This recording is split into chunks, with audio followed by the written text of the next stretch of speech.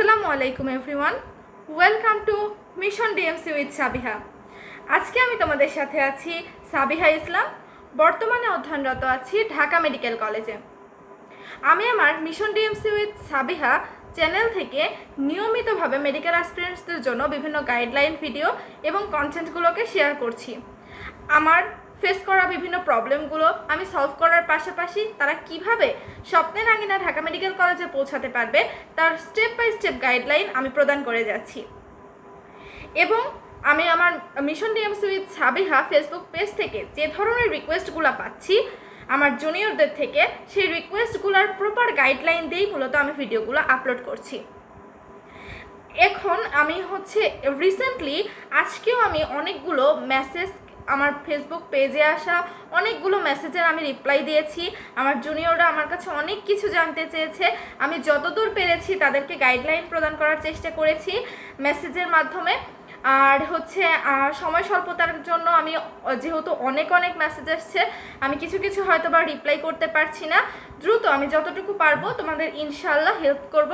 তো তোমাদের যে কোনো প্রবলেম ফেস করলে অবশ্যই আমাকে আমার মিশন ডিএমসি উইথ সাবিহা পেজে কমেন্ট বক্সে কমেন্টস করতে পারো, আমি সেখানে রিপ্লাই দিব। অথবা তোমাদের সেখানে মেসেজ অপশানকে একদম চালু করে দেওয়া আছে, তোমরা সেখানে মেসেজ করলে ইনশাআল্লাহ আপু রিপ্লাই দিয়ে দিবে। তো আমি আজকে সবথেকে বেশি যে রিকোয়েস্টটা পেয়েছি সেটা হচ্ছে, আপু আপনি তো বায়োলজি, জিকে এবং ইংলিশ সব কিছুর জন্যই তো গাইডলাইন প্রদান করলেন, কিন্তু আমাদের একটা ইম্পর্টেন্ট সাবজেক্ট, যে সাবজেক্টটা একাডেমিক এবং অ্যাডমিশনের জন্য অনেক বেশি গুরুত্বপূর্ণ, সেটা হলো কেমিস্ট্রি। এই জিনিসটা নিয়ে আমাদের যদি একটু গাইডলাইন প্রদান করতেন। তো আমি তাদের রিকোয়েস্টের পরিপ্রেক্ষিতেই আজকে আমার এই সেশনটা করছি। রসায়ন পড়ার ক্ষেত্রে কী ধরনের সমস্যা ফেস করতে হয় এবং সেই সমস্যাগুলো কিভাবে আমরা সলভ করে সামনের দিকে আগাতে পারবো, বিশেষত আমরা মেডিকেল প্রিপারেশনটা কিভাবে কেমিস্ট্রির সাথে কোপ আপ করবো, সেই বিষয় নিয়েই আজকে আমার আলোচনাটা থাকবে। সো মেডিকেলে চান্স পেতে কিন্তু কেমিস্ট্রিকে স্ট্রং করা খুবই গুরুত্বপূর্ণ। কিন্তু আমাদের প্রবলেম যেটা হয় সেটা হচ্ছে, আমরা পড়া শুরু করি ঠিকই, কিন্তু কতটুকু পড়বো, কিভাবে পড়বো, কোন অংশটুকু আমাদের জন্য গুরুত্বপূর্ণ এটা আমরা বুঝতে পারি না। তুমি যদি এইভাবে পড়তে থাকো র্যান্ডমলি, তাহলে দেখা যাবে কেমিস্ট্রি কিন্তু তোমাকে কনফিউজ করে ফেলবে।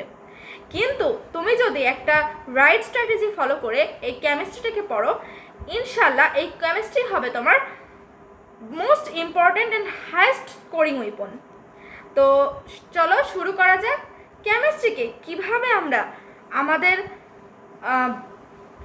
প্রিপারেশনের সাথে এগিয়ে নিয়ে যাব, তার সকল গাইডলাইন আজকে আমি প্রদান করব 10টি স্টেপের মাধ্যমে। তোমরা আশা করি মনোযোগ দিয়ে সেই স্টেপগুলো শুনবা এবং সেগুলো ফলো করার চেষ্টা করবা। ইনশাআল্লাহ কেমিস্ট্রির ফুল মার্ক তুমি মেডিকেলে ক্যারি করতে পারবা। চলো তাহলে শুরু করা যাক। ফার্স্ট অফ অল আমি তো পূর্বে 20 মার্ক থাকলেও এখন কেমিস্ট্রিতে 25 মার্ক করা হয়েছে, অর্থাৎ এই হিউজ মার্ক কিন্তু মেডিকেল অ্যাডমিশন টেস্টে তোমাকে ক্যারি করতে হবে। আর এই মার্কটায় তুমি যদি ভালো মার্ক পাও কেমিস্ট্রিতে, তাহলে দেখা যায় যে অনেক ভালো একটা মেডিকেলে আসার সম্ভাবনা কিন্তু থাকে। তো তার জন্য আমি যেটা বললাম যে ফুল সিলেবাস সম্পর্কে আমাদের একটা স্বচ্ছ ধারণা থাকতে হবে, যে কেমিস্ট্রির ক্ষেত্রে ফার্স্ট পেপার এবং সেকেন্ড পেপার 2 পেপার থাকে। এবং ফার্স্ট পেপারের কথা যদি আমি বলি, সেখানেও থিওরি বেস, প্রতিটা চ্যাপ্টারে অনেক বেশি থিওরি থাকে। আর যে সেকেন্ড পেপারের কথা যদি আমি বলি, সেখানে তো জৈব যৌগ, এই চ্যাপ্টারটা অনেক ভালো মতো পড়ে থাকতে হবে। এবং অনেক সময় আমরা জৈব যৌগের ক্ষেত্রে অনেক কিছু স্কিপ করি, যে এটা অনেক কঠিন বা পড়বো না, এটা হয়তো বা পরীক্ষায় আসবে না। কিন্তু এই জিনিসগুলা কিন্তু স্কিপ করা কোনোভাবেই যাবে না। এই চ্যাপ্টারটা আমি যেটা বলবো, যে চ্যাপ্টারটা সব কিছু সম্পর্কে একদম পূর্ণাঙ্গ ধারণা তোমার অন্তত থাকতে হবে। কারণ মেডিকেল অ্যাডমিশন টেস্টে দেখা যায় জৈব যৌগ থেকে অনেক বেশি কোয়েশ্চেন এসে থাকে। দেখা যায় কেমিস্ট্রির বেশিরভাগ কোয়েশ্চেনগুলোই কিন্তু এই জৈব যৌগ থেকে হয়ে থাকে। সো তোমাদের ফার্স্ট পেপার, সেকেন্ড পেপার, যেটা আমি বললাম যে প্রতিটা চ্যাপ্টারই ভালো মতো পড়তে হবে, পাশাপাশি সেকেন্ড পেপারের ক্ষেত্রে জৈব যৌগটা আরও একটু ভালোভাবে পড়তে হবে। এরপর আসো বেসিক কনসেপ্টকে স্ট্রং করা। এটা আমি প্রত্যেকটা ভিডিওতেই বলে থাকি যে বেসিক সহকারে বুঝে বুঝে পড়া প্রত্যেকটা সাবজেক্টের জন্যই গুরুত্বপূর্ণ, কারণ মেডিকেল অ্যাডমিশন টেস্টে যে প্রশ্নগুলো হবে সেই প্রশ্নগুলো অবশ্যই বেসিক যে কনসেপ্টগুলো থাকবে সেই কনসেপ্ট থেকেই হবে। ডিরেক্টলি কোয়েশ্চেন কখনো কখনো আমরা পাবো, কখনো কখনো এমন হবে যে আমাদের কোয়েশ্চেনটাকে একটু ট্রিকিভাবে করা হবে। যদি আমাদের বেসিক ঠিকভাবে না পড়া হয় বা বেসিক যদি একটু ক্লিয়ার না থাকে, আমরা কিন্তু সেই কোয়েশ্চেনগুলো আনসার করতে পারবো না। সো আমি বেসিক বলতে আবার কেমিস্ট্রির কোনটাকে বোঝাচ্ছি, যে তোমাদের হচ্ছে দেখা যায় যে বিভিন্ন অ্যাটমিক স্ট্রাকচার থাকে, যে হচ্ছে স্ট্রাকচারগুলা, পাশাপাশি হচ্ছে পিরিয়ডিক টেবিল বা পর্যায় সারণী সম্পর্কে একটা খুব ভালো মতো আইডিয়া কিন্তু থাকতে হয়। এবং তোমার কেমিক্যাল বন্ডিংগুলা, অনেক সময় মনে হয় যে রিয়াকশানগুলো তো আমাদের হয়তো এমসিকিউ এর জন্য লাগবে না, বাট রিয়াকশান থেকে কিন্তু অনেক বেশি কোয়েশ্চেন হয়। রিয়াকশানটা মানে কোথা থেকে কি উৎপন্ন হচ্ছে বা সেখানে প্রভাবক হিসেবে কি ব্যবহৃত হচ্ছে, এই জিনিসগুলো এমসিকিউ এর জন্য অনেক অনেক বেশি গুরুত্বপূর্ণ।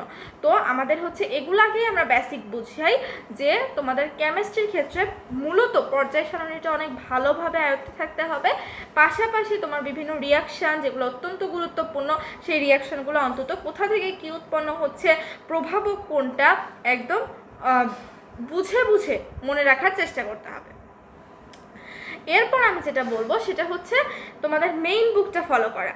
আমরা হচ্ছে মেডিকেলের ক্ষেত্রে কিছু মেইন বুককে ধরে থাকি সব ক্ষেত্রেই, প্রতিটা সাবজেক্টের ক্ষেত্রেই, এবং আমরা হচ্ছে রসায়নের ক্ষেত্রেও এরকম মেইন বুক হিসেবে অনেকে অনেকটা ফলো করতে পারে, বাট আমার ক্ষেত্রে আমি যেটা ফলো করতাম, হাজারি নাগ স্যারের বইটাকে আমি ফলো করতাম।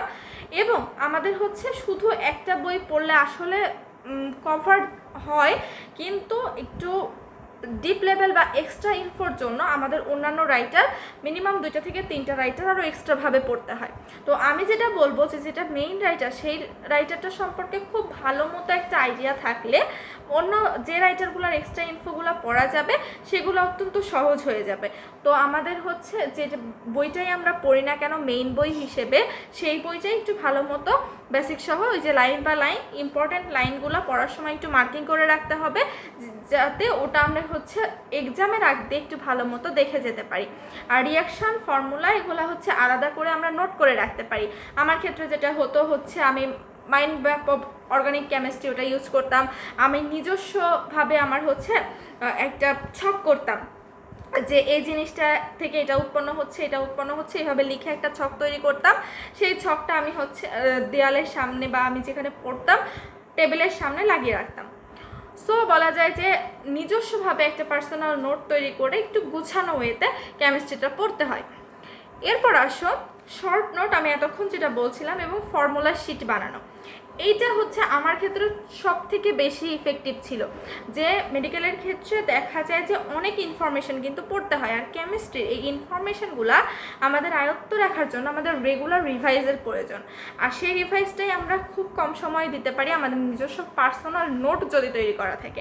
আমার ক্ষেত্রে পার্সোনাল নোটগুলো থাকতো, আমি উৎপাদন কোনটা হচ্ছে, কোথা থেকে কি উৎপন্ন হচ্ছে, কোনটা কেন হচ্ছে, যে জিনিসটা আমার মনে থাকতো না সেই জিনিসটা আমি ওখানে মার্কিং করে রাখতাম, কিংবা একটা শর্ট নোটে লিখে সেটা বইয়ে লাগিয়ে রাখতে পারতাম। মনে রাখার কোনো নেমোনিক্স থাকলে সেগুলো লিখে লাগিয়ে রাখতাম।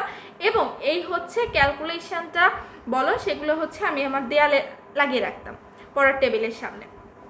তো এইভাবে তোমার যার যেভাবে প্রেফার করো সেইভাবে পড়াটাকে জাস্ট একটু মনে রাখার চেষ্টা করতে হবে। আর আমি আরেকটা কথা যদি বলি, যে কেমিস্ট্রি এটা তোমার নিজস্ব কনসেপ্ট বোঝা, পাশাপাশি এমন কিছু জিনিস থাকবে যেটা তোমার মুখস্থও রাখতে হবে আমি বলবো। আর আরেকটা যেটা আমাদের চ্যাপ্টার থাকে পরিমাণগত রসায়ন, এইটা কি করব। মেডিকেল অ্যাডমিশন টেস্টের জন্য কিন্তু এই চ্যাপ্টার যে শুধু ম্যাথমেটিক্স বা ক্যালকুলেশনের সাথে রিলেটেড জন্য যে এই চ্যাপ্টার বাদ দিয়ে যাব তা কিন্তু না। দেখা যায় যে মেডিকেল অ্যাডমিশন টেস্টে 2টা থেকে 3টা হ্যান্ড ক্যালকুলেশন ইউজ করে, আমাদের তো ক্যালকুলেটর ইউজ করতে দেয় না, সো হ্যান্ড ক্যালকুলেশনের মাধ্যমে আমাদের ওই ম্যাথগুলো সলভ করতে হয়।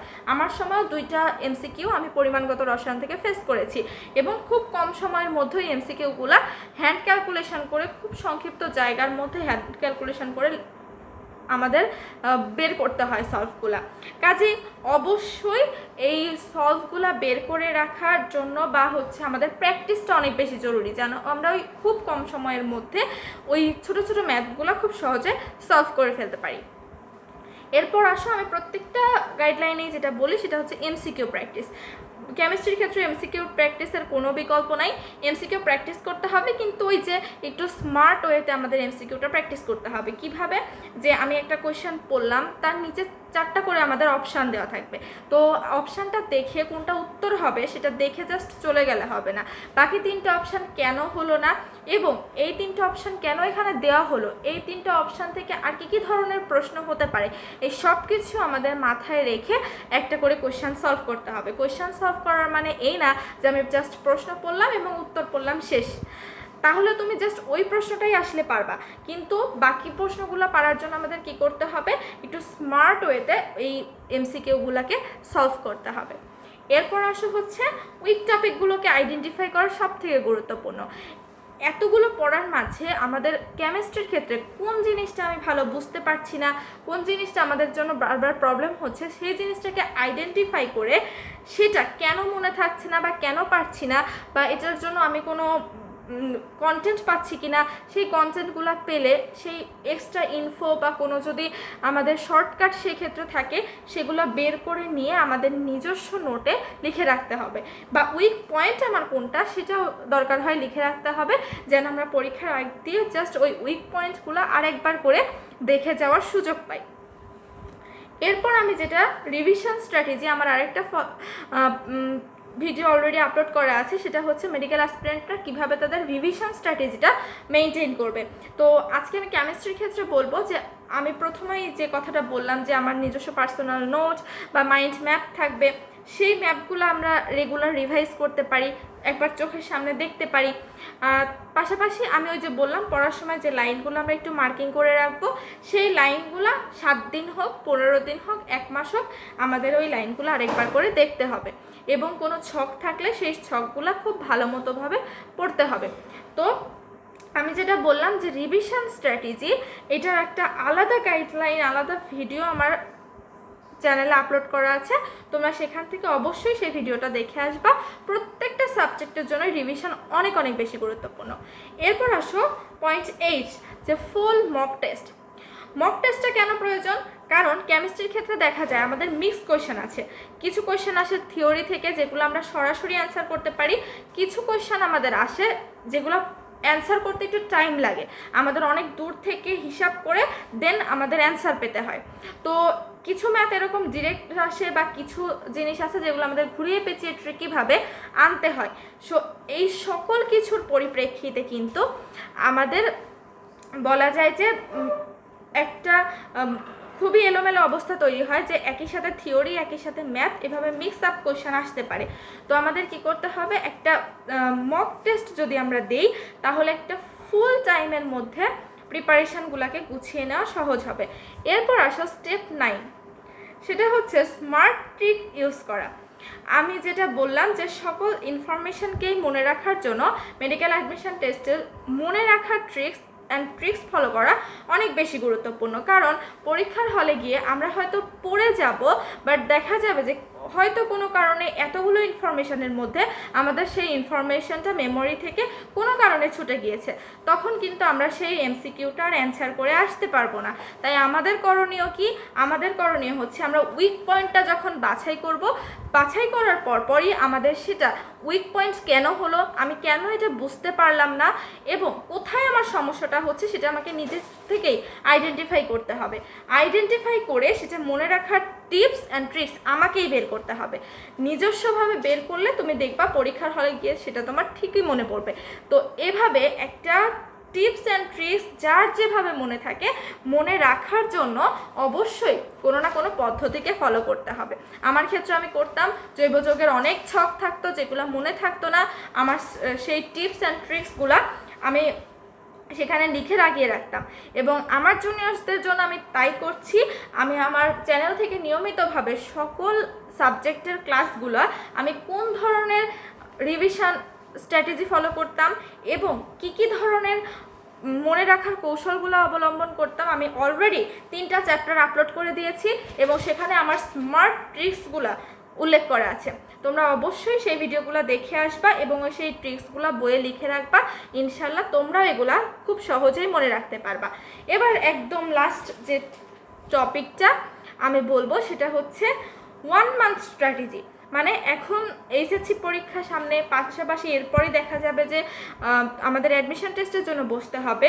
তো আমরা এই অল্প সময় কেমিস্ট্রিটাকে কিভাবে পড়বো বা কিভাবে গুছিয়ে নেব, তো এই ক্ষেত্রে আমি বলবো তোমাদের অবশ্যই যার যতটুকু সিলেবাস বাকি আছে কেমিস্ট্রির ক্ষেত্রে সেই সিলেবাসটা আগে একবার হলেও কমপ্লিট করার চেষ্টা করতে হবে।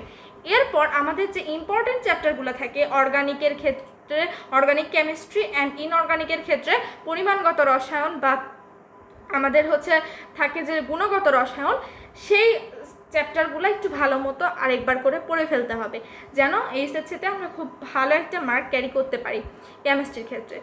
সো কেমিস্ট্রি একটা সাবজেক্ট যেখানে তোমার একই সাথে লাগবে কনসেপ্ট, একই সাথে লাগবে তোমার প্র্যাকটিস, দেন আসবে সাকসেস। সো শুধু পড়ে গেলে হবে না, এগুলো অ্যাপ্লাই করতে শিখতে হবে এবং পরবর্তীতে এটা অ্যাডমিশন টেস্টে ভালো করার জন্য তোমাদের অবশ্যই মাথায় রাখার চেষ্টাগুলো করতে হবে। তো সকলের জন্য অনেক অনেক বেশি শুভকামনা থাকলো। আর যদি কোনো ধরনের প্রবলেম ফেস করো, আমি প্রথমেই বললাম আমার mission DMC with Sabiha channel এবং mission DMC with Sabiha Facebook page, সেখানে আমি নিয়মিতভাবে সকল কমেন্টের রিপ্লাইগুলো প্রদান করে থাকি এবং আমার পেজে মেসেজ করলেও তোমরা আমার কাছ থেকে রিপ্লাইগুলো পাবা। সো সকলের জন্য দোয়া রইল এবং আমার চ্যানেলকে অবশ্যই সাবস্ক্রাইব করে রাখবা। দেখা হবে অন্য কোনো গাইডলাইন ভিডিওতে এবং সে পর্যন্ত সকলে ভালো থাকবা, সুস্থ থাকবা এবং আমার জন্য দোয়া করবা। সকলকে অসংখ্য ধন্যবাদ। আসসালামু আলাইকুম।